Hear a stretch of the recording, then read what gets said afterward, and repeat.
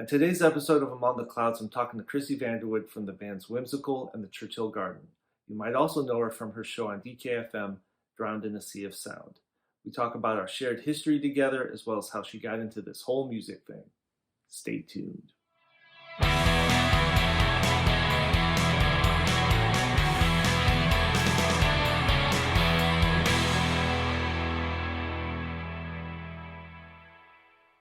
Hey, Krissy. Thanks for doing the show. Thanks for coming on.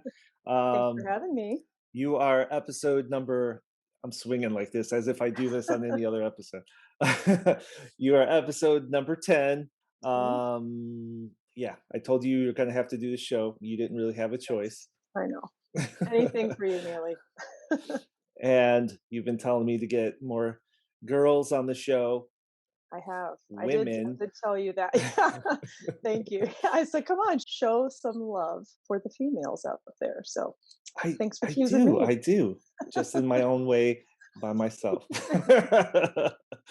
All right. So,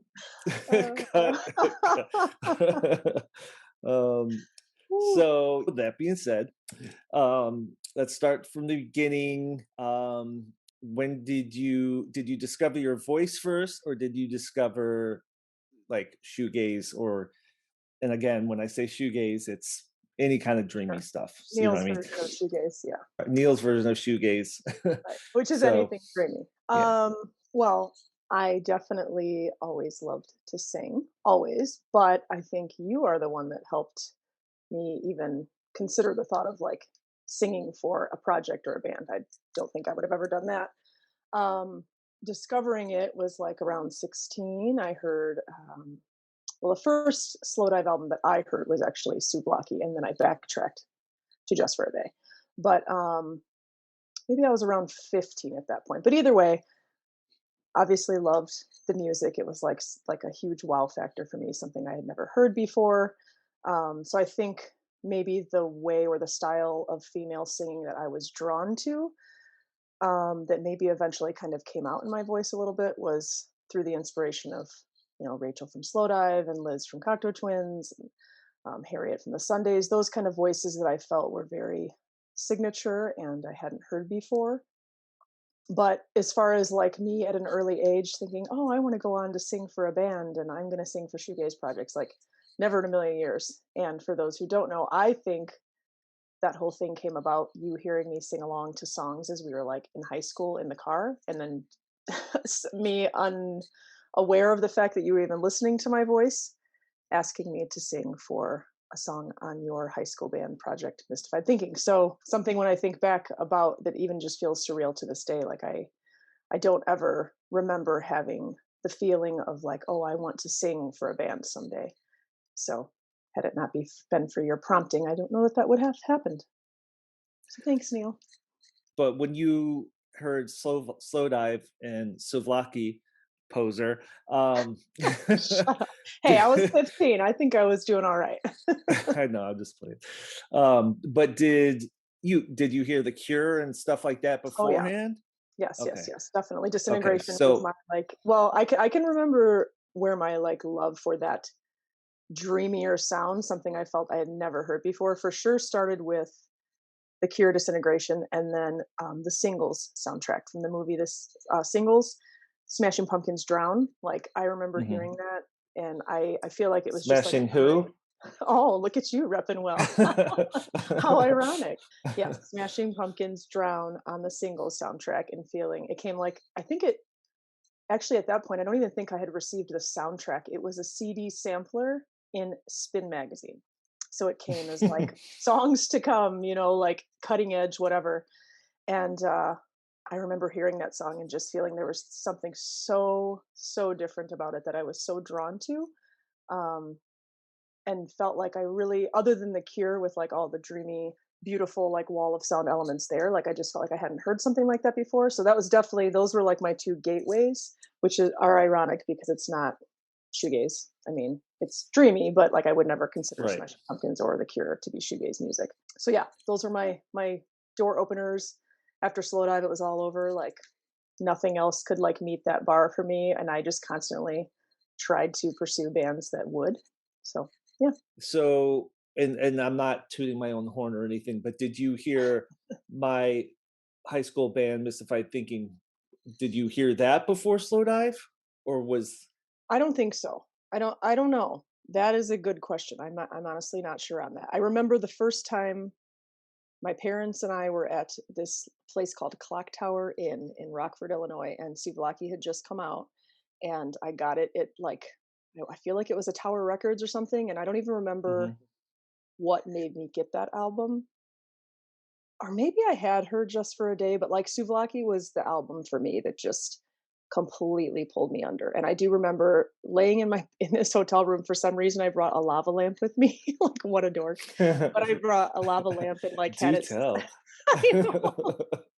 It was like this fluorescent pink lava lamp that I had like sitting across the room from me, listening to Souvlaki on my little Discman with my headphones and just obviously melting and just falling in love with that style of music. So, but I don't remember at what point Mystified Thinking came into play there because I mean, I had to have probably heard you guys. You guys were all of high school, right? Your We band? were, Or but we didn't become like a thing until Andy joined. mhm, So in the beginning of our junior year, and that's when we started doing like more bigger stuff, and that was before Souvlaki, but not by much. So I just didn't know if you had heard it, um, or what the situation was, because I do want to say, even though you and I went to middle school together and high school together, mhm. I don't think we ever once talked in middle school.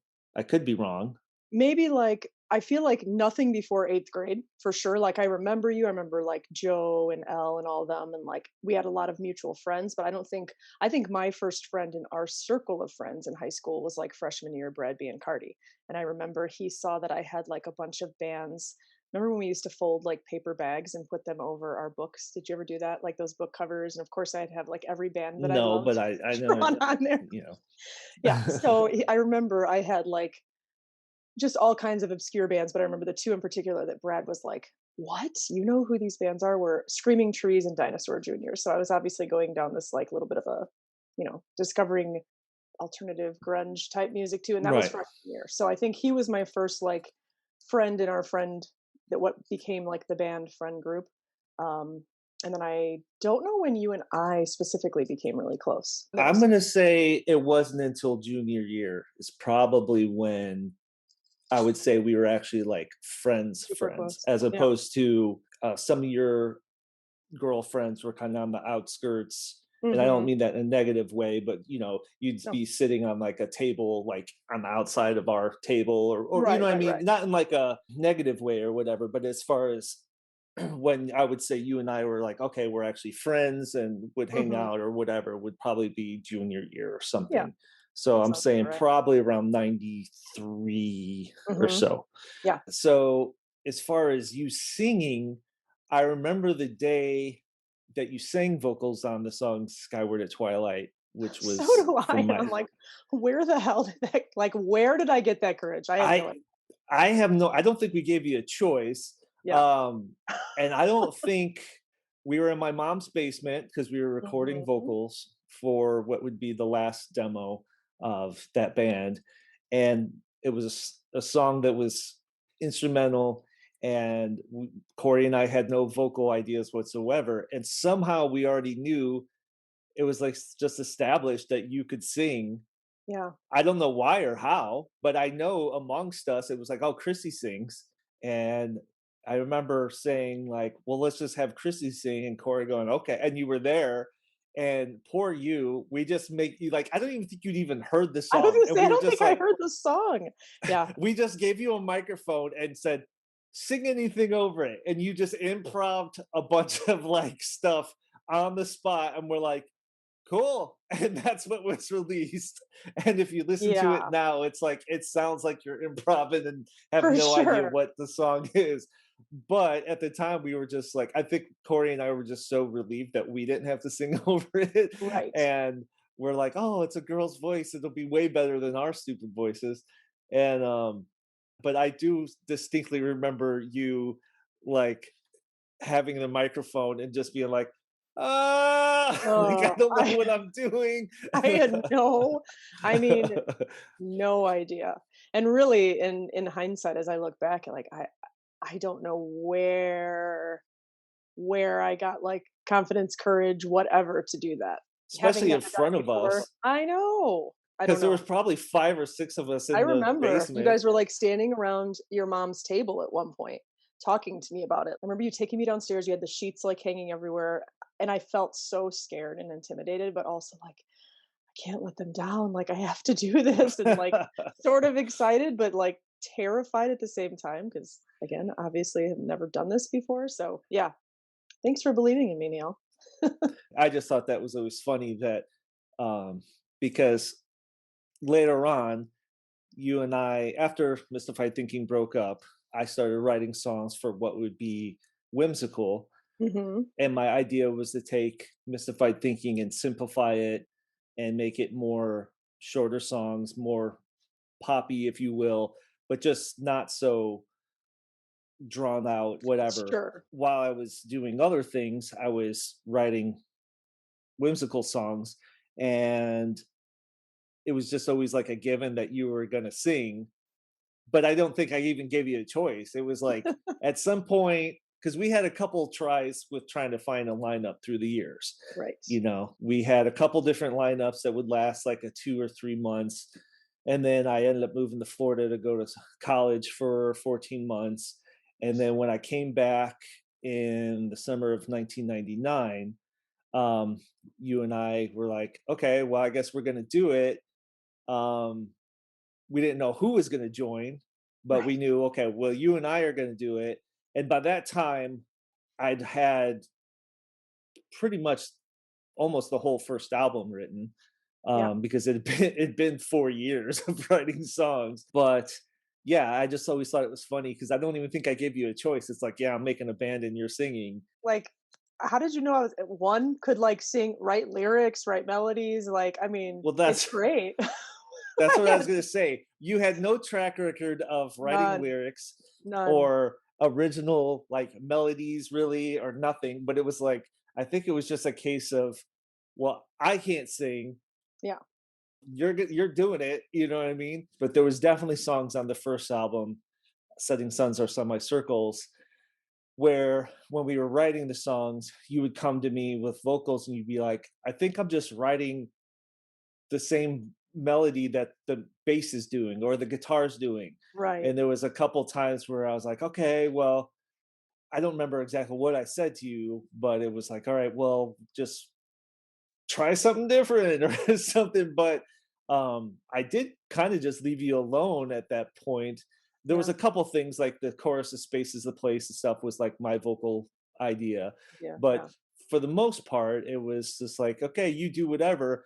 And I also think it was a case of I'm just so excited to hear anything over the Right. songs Yep. that you're like, yeah, it's great. It's awesome. I mean, you could have been singing a recipe for cookies. I'd be like, yeah, it's amazing. I have no idea. As long as I'm not having to sing my word salad nonsense that I was singing before, Yeah. I was just happy to hear anything. Well, I mean, obviously it worked. I often think too of, like, when did the harmony thing come into play for us? Like, it became such a signature part of our sound, which I know at some point we were kind of like, let's do a little less of that. But, like, Right. that was, like, threaded throughout so much of the first album. And something we obviously do on all of our songs, but, like, I don't know, it's been a very cool thing along the way, but just so many times when I look back at things, even like playing live, and I'm like, I don't know where in the world I, like, felt like I could do that, And I'm glad that I think it just I came with us still have being no so idea. close and you being like, not that you ever, like, said it necessarily, but just I felt that you believed in me, and I guess I don't know, went with that. I don't know. It's very strange. Yeah, the harmony thing is different because obviously back in the day, 20 whatever, 21 years ago when the first album came out, people would say, "Oh, Liz Fraser, or Mhm. whatever." Right. It's Um, like all they could associate it because you with. were basically singing two Mhm. vocal lines the whole time. I'm just going to keep doing Yes, this. please do. And so it was one thing that, okay, you're writing lyrics, you're coming up with vocals, but you're basically coming up with a complete different vocal to go over that. Yeah, And because even to this day, there's parts where you go, hey, I'm just going to do all these harmonies. And when it's time for me to edit it, you're like, just use whatever you want. right. But then you hear most of the stuff, and I'm just like, well, it's so good, I can't even cut it out. You Yeah. know what I mean? And I still think it's a case of I'm just so excited there's vocals there. You know what I mean? That maybe years later, you and I could sit there and think, okay, maybe certain sections should have been cut out. Yeah. But at the time, we're just so excited to hear it. And I do think it is kind of your own thing where you are doing two completely vocals. And so that was different. Um, but yeah, again, I have no clue how you did it or or where it came from. I mean, I suppose the same could be said for you, Andy, like really anyone who's like a self-taught musician. I mean, the songs that you guys write and you're able to come up with. I guess it's sort of the same. Like if you just have that natural like gift and inclination towards writing music. I don't know how you guys do it, but um I also think just us listening to so much of the same style of music, and I will never, ever, ever, ever put myself anywhere in the same league, ballpark, whatever as like Liz Fraser.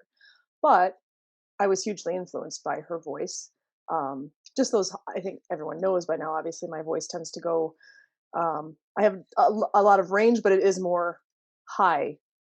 I guess a higher register naturally. So I think I leaned into sounds like Rachel's voice and Liz's voice, and even though I would never try to emulate or like duplicate their sound, some of that influence I think is going to naturally come through. So maybe that's why I just got used to hearing all that kind of layering of vocals in other people's music that it just felt natural for me with our style, I guess. So when you're writing your lyrics, what percentage do you think is your daydreaming versus like reality? Lyric wise, I mean, I just think in general, and I know you and I have talked about this before, but like it is impossible for me to just sing about like even Space is the Place was a stretch for me. It has to be an analogy to some sort of human emotion. If I'm singing outside of just like basic human emotions of, love, loss, heartbreak, falling in love, going through a breakup, losing someone you love, just all the roller coaster emotions, but it tends to often come back to like love, I guess, being at the core of the lyrics. But I try to get a little bit more creative with it. So even if I'm just like painting a word picture that's not like a super obvious literal lyric, it still really always comes back down to human emotion on some level. And I don't know how to sing about things otherwise. So sometimes, just depending on where I'm at in my life, in order to not continuously keep writing, like oh, hey, here's my journal and my diary, just know everything about my life, even though I tend to be a pretty reclusive person in that way. Only the very like closest people in my life know a lot about my personal life. So like it's hard for me to just put it out there lyrically as an open book. Now, that being said, these songs absolutely, some of them 100% are a direct like play by play of things I'm going through. And then other ones are completely daydreaming and or reflecting back on something that I had gone through in the past or something that someone close to me is going through and just looking for some sort of lyrical inspiration. Or I'll just have like a melody and there will be like some word that pops in my head that like cloud, for instance, or whatever. And all of a sudden I'm like, okay, I want to build some sort of lyrics around clouds. And um I don't think I will ever come out and tell people which songs are my literal reality and which songs are based on daydreaming. And I mean, it could literally be like, one song we release is, oh, I'm so happy, la la la, falling in love. And then the next one is like, oh, you just killed me and broke my heart out, broke my heart and ripped it out. And I'll never trust again, so it's just, it probably sounds like if people are listening to our songs as a collective, you could never piece together my story based on lyrics ever because Yeah, it's all it over the place. jumps. It's all over the place, and it will be from song to song. So it just kind of depends on the mood of the song. I mean, again, if I'm like a listening ear for someone that's going through something, sometimes I will pour that into a song, and it has nothing to do with me, but it's just the way that it's coming out in lyrics. Um, but they've been a very healing place for me too. Like if there are things that I'm going through. Okay, so some people might not know or whatever, but our band kind of fizzled out. It's hard to say exactly when it was. I want to say it was like February of 2005 because I think it was snowing out. I know it was winter. You have such a good memory of these things. I'm like, I don't remember that at Well, all. because I remember being on the phone with you and looking out my bedroom window and it Hmm. was snowing when you and I had the last conversation of, I don't want to do To this pull the plug, anymore. And yeah. you're like, I don't want to do this anymore either. And that was like, okay, like I got like a monkey off my back. And not Yeah, because I think we were just I burnt just out on think, playing live and stuff at that point too, and like just different stages yeah, of our lives. yeah, for me, I was already playing in other bands for Hmm. one. I was having 2 or 3 band practices a week. On top of that, playing shows whenever. We've been doing it for like 5.5 and a half years at that point. Hmm. Number two, I could tell you just weren't into it. Hmm. And we were like 90% done with recording our second album, which we had been working on for years. I Which is mean, so for insane to me. years. That is insane to me when I think about that, that we were that far along and still were that burned out at that point that we decided to pull the plug. That's just crazy. You could see the finish line, but for me, I also had over hanging over my head of mixing it and Right. um, all that stuff. But there was also the thing where shoegaze or whatever was so like dead, and Hmm. I just felt like we'd spent so many years. I don't know if hustling is the right word, but just trying to get some kind of traction in Chicago. And Well, and although then there the was only way you people could was live, like right. playing live. And I know the second album was going to be better than the first album. It was more of a combination of kind of like what I did with Mystified Thinking and the first Whimsical album, where it's starting to go more dreamy again. Mark and I were writing separate guitar parts Hmm. as opposed to the first album was basically written by me. So it was kind of like one guitar part album. And I just had it in my head of what's the point? We're going to release this to nobody. You know Right. what I mean? And I remember you were supposed to come and record vocals. And at that time, you were supposed to come by, and it was just so like exhausting for both of us. Like you would be at the microphone, just clearly don't want to be there. You know what I mean?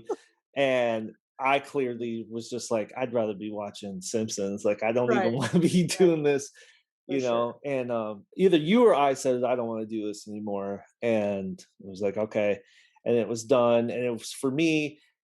Part of it was heartbreaking because it's like, oh my god, we've been writing songs for this album for 4 years at least, Mm. and it was such a slow process because we were always rehearsing and always playing shows that it was just like songwriting took like a back seat Mhm. to always having to know our old songs, or we were getting a new bass player or a new drummer and then Right. they'd have to learn the set or whatever, and so there was always a setback. So that being said, we stop, that hard drive gets lost, forgotten about, but always in the back of my mind, it was always like, man, so much time went into writing those songs, and it was such Mhm. a shame that it never came out in some way. Yeah, it was And tragic. then in 2015, I believe, I find the hard drive in my garage in a duffel bag filled with like all kinds of computer wires and old, connectors and chargers and stuff. And I was like, "Oh my god, is this it?" And I look at the date, and the date on the hard drive underneath lined up with it could be the hard drive. Yeah. So I go and plug it in my computer, but it'd been so long that it wouldn't read it.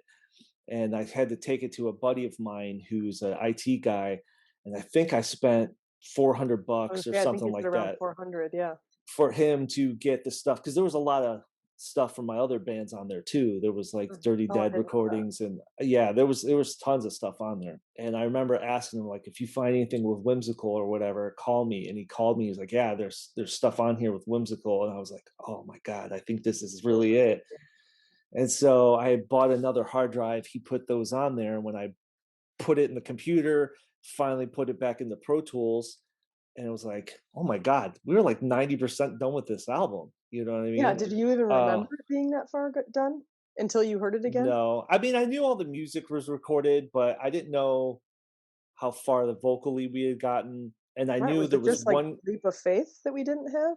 We didn't have vocals on Leap of Faith, and no vocal overdubs. All you had Right, right, done right, right, right. was, out of the 11 songs, you had done the main vocal The for main 10 of them. vocal. Okay. And then I had a bunch of editing to do. There was a lot of fixing of things I had to do. We didn't think you would be able to record vocals. No, We were like, never. well, how she's at the time I'm in California, you're in Northwest Indiana. Right, And it was like, well, you can't finish these vocals. right. So I bought this program that's basically female vocal samples, and I put that on the chorus of Leap of Faith, and I Yeah, think the ending, and that was just going to be like an instrumental song. right. And at this point, it's just you and I. Mhm. We get like it almost mixed, and when I start sending it out to labels, thinking, hey, maybe somebody would be interested in this Mhm. because it's been. You were just using the main vocal at this point, right? Well, also what I had done is I had bought a program that could take your vocals and make artificial harmonies. I don't Oh, know if you remember vaguely that, but remember that. Yeah, yeah, yeah. I did a couple like fake harmonies on parts, like mostly choruses, Yeah, just so something was different, because I was like, sure. man, this is going to be so different compared to the first album. Right, So I made these, I had them mixed really low, and we sent them out because I was like, it's almost like a good gimmick. Like there's this lost album from, 11 right. years ago. And we sent it out to a bunch of labels. And I didn't even send one to St. Marie Records. He didn't even have an address listed. It was just like an email thing. And it said something like, you could send me MP3s. Mhm. And so I sent Wyatt 3 songs, MP3. And at first I contacted him. I was like, can I send you some songs? And he's like, well, if you think they're good, if you don't think they're good, don't even bother wasting my Right, time. So I'm paraphrasing, but that was the gist of right. it. And so I was like, well, I mean, I think they're good. And so I sent him 3 songs, probably Surreal and Lost and Found and maybe Flutter Echo. I don't Yeah, know. I think so. And he comes back and he's like, you know, yeah, I want to release it or whatever. Tell me the whole situation with this album. He knew that it was this lost album or whatever. We're like, oh my god, so this label's gonna wants to release it, and that was like a huge deal because we were Oh like, my holy, god. like, Yeah, especially Saint Marie, like, if you keep up with shoegaze over the years, they're, like, one of the labels that really kept it going before it really took off again when, 2014-ish, I think. and Yeah. so then very soon after, um, Wyatt says, well, do you guys want to do anything new? And I'm sure we would have got there eventually, but it wasn't even in my mind yet, and I don't think it was in yours either, No. right? No, the Yeah. idea of, like, writing new original songs, 100% I didn't even think would be a possibility. And I hadn't even tried to write any kind of whimsical type song. And at that point, it was probably 11, 12 years. Yeah. So I was like, okay. And I'm like looking around my gear, like, all right, I'm gonna need to upgrade some stuff and rebuy some stuff. You were like, okay, yeah, okay. And so I had sent you a microphone, a Mhm. condenser vocal microphone, some cable cords, and made a list of stuff for you to buy, Mhm. which you did. And we FaceTimed a few times, and you set up your little vocal studio, and somehow we made it work, Yes. right? Yes. And thank God for Dropbox. Uh-huh. And we were able to finish the Sleep to Dream album because we got to that point. And it was like, well, we don't even need to use these fake harmonies and Right. whatever. You went and wrote new lyrics and vocals for Leap of Faith, Right. but that was the first thing you'd written in over Yeah. 10 years. Absolutely. I never thought I would ever again or have the ability. I mean, had you told me ever that I would be at a place where I felt comfortable enough, one, to feel like I could record myself, like what? Never would I have thought that was a possibility. Then also feel that I could work on writing new material. I mean, it was just so far removed for me at that point. Like I had kept up with listening to music, but man, I don't know. It's so surreal. And just think of everything that's come since then. Like crazy how life comes full circle. What was funny for me was when you did the lyrics to Leap of Faith and sent the vocals, I was like, well, she could still do this. Like, it Hmm. wasn't even like a big deal. Like, you just like made the vocal. I mean, I don't know if it was a big deal on your end, but it No, I seemed remember like it it, feeling very natural. Like, okay, right. this is like riding a bike. Let's just get back on here and do it. I thought the album was done, but then it was like, okay, we need to take a step back and finish it properly with all your Yeah, vocals. And I remember listening to your old vocals and comparing it to Leap of Faith, and you couldn't even tell. You wouldn't be able to say like all those vocals were obviously right. recorded, 10 years prior or later or whatever. That album was eventually released on St. Marie Records, and then we were back, and then we were writing new songs for what would later become our Bright Smiles and Broken Hearts album. But the thing that got us back was we did a cover of Dagger by Slowdive that was a completely different take on the song. And remember, we put it up on Facebook, just kind of like in a couple posts, a couple group posts, like, yeah, we did this cover. Right. All of a sudden, we're like, what is happening? This is like exploding. Right. Sharing, People. like, yeah, it was awesome. So we did a balance of doing old songs, um, and a lot of cover songs, kind of just getting our name out there, working up to releasing what would be the Bright Smiles album. Back when we recorded the first two albums, for the most part, I was recording your vocals, at my home studio or whatever. You'd be in the other room. Yeah. Um, but since we've been back together and you've been recording by yourself, I'm assuming you like it better that way. I very much prefer the ability to record my own vocals because I feel like it allows me to get outside of any type of inhibition or feeling like, well, what if I try this and I'm feeling self-conscious about it and it sounds stupid and then I have like not only me hearing it but someone else. And even though you're like, we're obviously close, we're my best friends, it's still to be able to record things and know that unless you want someone to hear them, they won't have to be heard. It just allows me to be more creative, and try things. And then if I don't like them, well, you just never hear them. So basically, you do send me a bunch of takes, you send them to me, I kind of do my thing with them or whatever, and send them back to you. And what's also fun for me is getting to also produce your vocals on my end too. I'll take sections that you maybe didn't even sing it in that section and Float copy and something paste it there. over there, Yeah. extend certain things. Yeah. A lot of times when you hear like the same line repeat after the fact or whatever, some sort of, or just a word or whatever, that's me copying and pasting and stuff. And it's fun to send it to you, and hopefully, like what I did, you know what I Yeah. mean?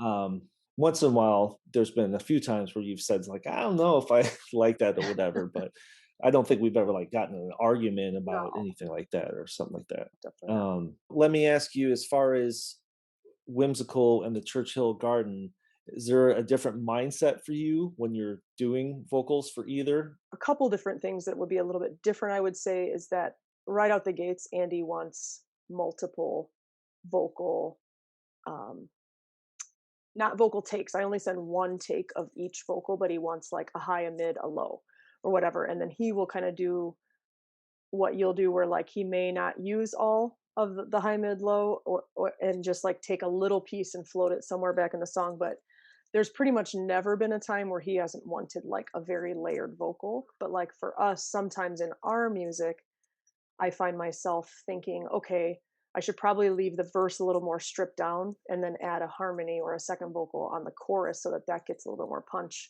But I know we've talked about that where we don't necessarily want like double vocals on everything. Right. But as far as like the approach to lyrics recording, no, it's pretty much the same. The process itself is pretty similar, and I think you guys work in a similar way in terms of just using Dropbox. And the only real difference is that you like multiple takes of like my main and harmony, and I said him one take, and then maybe just like what you guys do production wise is different, but pretty similar otherwise. And obviously, Andy and I talk, so we kind of Yeah. share our secrets. And then, but Which I do okay, love. I love that. I love that you guys have become friends through that.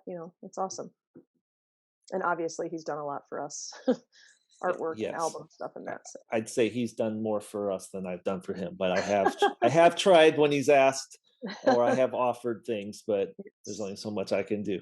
It yeah. turns out he doesn't like my artwork when I send it to him. Well, he's a freaking jack of all trades. Like everything he touches is like, okay, sure, of course you're gonna master that too. So, but he does that for a living with artwork stuff, so that makes sense. Do you prefer the slower, dreamier songs with clean guitars, or do you prefer the more upbeat, poppier songs that we do?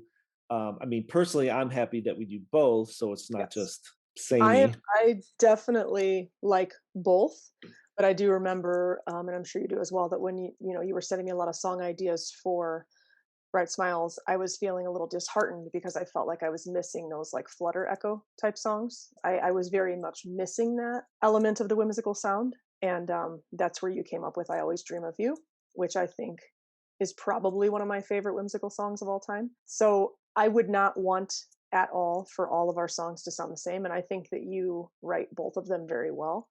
It also depends on where I'm at in my life. I mean, I've said this to Andy too. Like, I cannot write a super like la la la happy upbeat song if I have a heavy heart about something. Mhm.